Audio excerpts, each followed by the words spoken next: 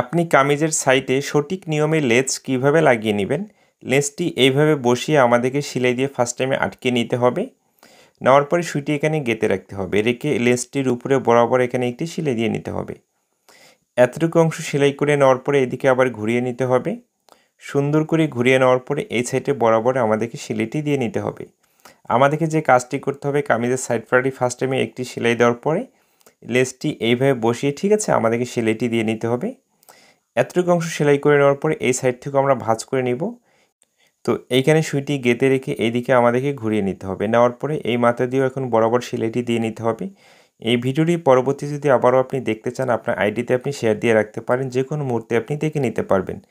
Less লাগানো সহজ এই কৌশলটি আশা করি আপনাকে ভালো লেগেছে। যদি ভিডিওটি ভালো লেগে থাকে অবশ্যই পেজটিকে ফলো দিয়ে রাখবেন, লাইক করবেন, কমেন্টের মাধ্যমে অবশ্যই আপনার মতামতটি জানিয়ে যাবেন এবং বন্ধুদের মাঝে শেয়ার করে তাদেরকেও দেখার সুযোগ